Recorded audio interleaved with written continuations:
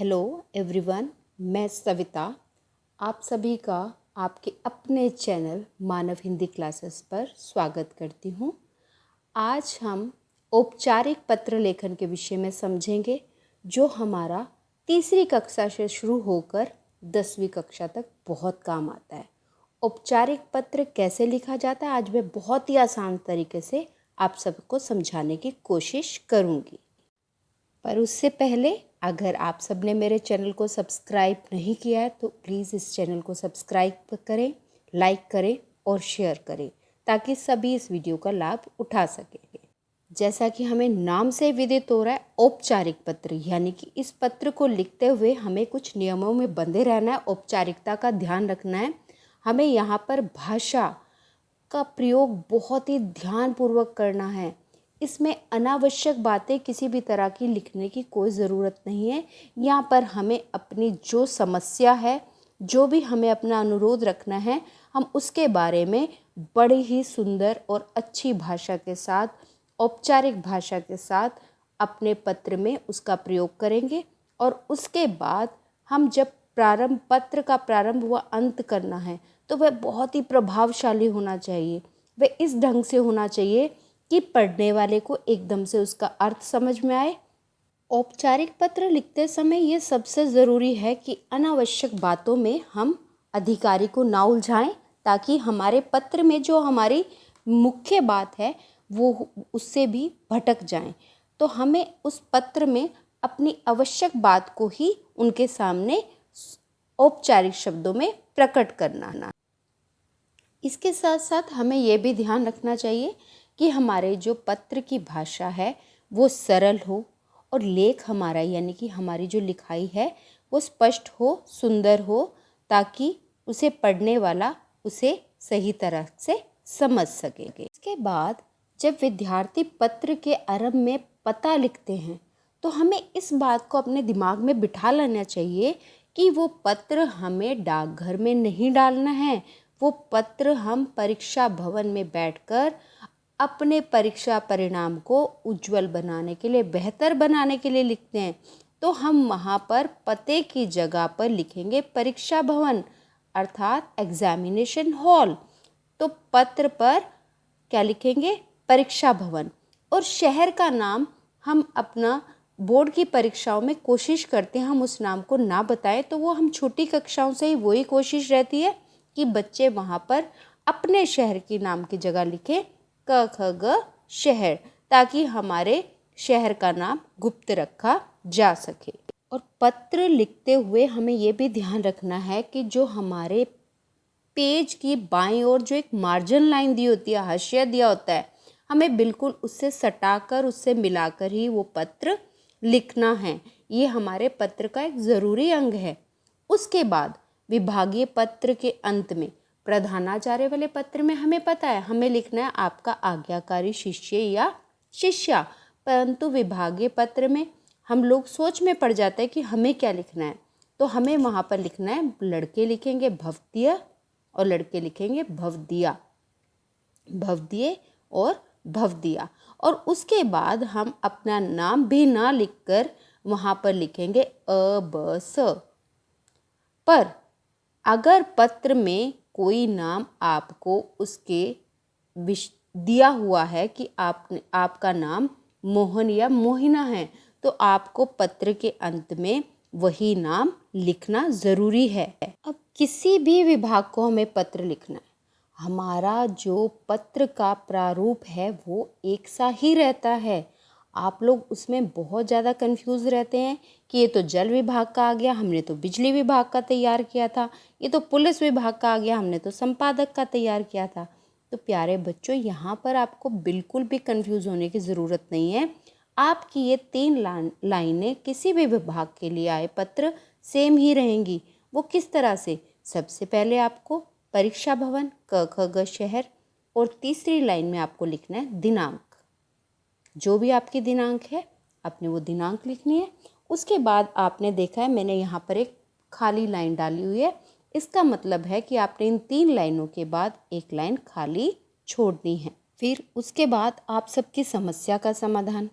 अगर आपको बिजली विभाग को पत्र आ रहा है सबसे पहले तो आपने सीखा है औपचारिक पत्र प्रधानाचार्य जी, प्रधानाचार्य दिल्ली पब्लिक स्कूल, शहर का नाम, तो यानी कि head of the department and then city. तो हमारा डिपार्टमेंट हेड कौन है? प्रधानाचार्य। कौन से डिपार्टमेंट की हेड है वो? स्कूल की, जो भी स्कूल है आपका, क ख ग शहर, जो भी स्कूल है, उसके बाद वो कौन से शहर में है, उस शहर का नाम। इसी तरह से आपका किसी भी विभाग को पत्र आएगा, आपने वो 3 लाइनें दिमाग में रखनी है। सबसे पहले head of the department and then city. तो इससे आपको किसी भी पत्र में प्रॉब्लम नहीं होगी। उदाहरण के तौर पर आपके सामने आप देखिए, मैंने बिजली अधिकारी, उसके बाद अगर जल अधिकारी का पत्र है, पुलिस अधिकारी की शिकायत है, संपादक को लिखना है। ये देखिए, पहली लाइन में आपको सिर्फ और सिर्फ वो ही लिखना है, यानी कि वो 3 लाइनें हैं। तो पहली लाइन में जिस भी अधिकारी को पत्र लिखना है उस अधिकारी का जिक्र करना है। दूसरी लाइन में आपको कौन सा विभाग है, बिजली विभाग, जल विभाग, पुलिस विभाग या कोई समाचार पत्र, कोई भी विभाग है, स्वास्थ्य विभाग है, तो दूसरी लाइन में आपको वो लिखना है। तीसरी लाइन में आपको शहर का नाम लिखना है। तो यहाँ पर आप सभी जगह नई दिल्ली लिख सकते हैं, तो आपको इसमें बिल्कुल भी कोई चिंता करने की बात नहीं है। आप सबको ये अब समझ में आया होगा कि हमें जिस तरह से प्रधानाचार्य, स्कूल का नाम और शहर का नाम, इसी तरह से कोई भी विभागीय पत्र आए, कोई भी शिकायती पत्र आए, तो आपने जिस भी अधिकारी को पत्र लिखना है उस अधिकारी को, फिर उस विभाग को, और तीसरी लाइन में उस शहर का नाम, जिसमें 4 उदाहरण मैंने आपके साथ शेयर भी किए हैं। आप इन उदाहरणों को देखकर समझ सकते हैं कि हमें किस तरह से किस विभाग को पत्र लिखते हुए लिखना है। अगर आपने ये गुत्थी समझ ली तो आपका औपचारिक पत्र का सारी जो प्रॉब्लम है, जो परेशानी है, वो दूर हो जाएगी। उसके बाद आपने देखा है मैंने फिर से एक खाली लाइन छोड़ी हुई है, इसका मतलब है कि आपको एक लाइन खाली छोड़नी है। अब आगे हमने क्या करना है, हमने विषय लिखना है।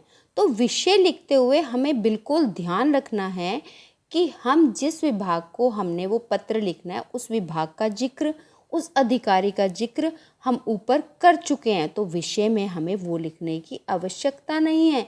विषय में हम सीधे सरल तौर पर हमारी जो शिकायत है, हमारा जो अनुरोध है, वो ही लिखेंगे।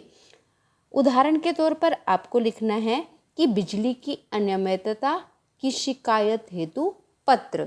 तो आपने कौन से अधिकारी को वो लिखनी थी शिकायत, वो आप ऊपर बता चुके हैं।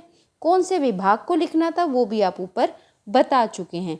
तो यहाँ पर उसका जिक्र करने की ज़रूरत नहीं है। तो विषय आपका बिल्कुल सरल, छोटा और सटीक होना ज़रूरी है, क्योंकि इस विषय को पढ़कर ही अधिकारी आपकी समस्या को समझेंगे।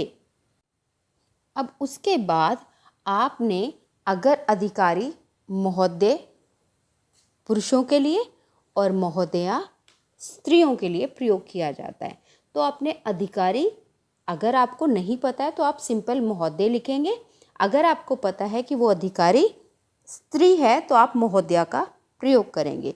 फिर उसके बाद आपने अपनी भाषा का ध्यान यहाँ ज़रूर रखना है। औपचारिक पत्र है तो वो बहुत ज़रूरी है।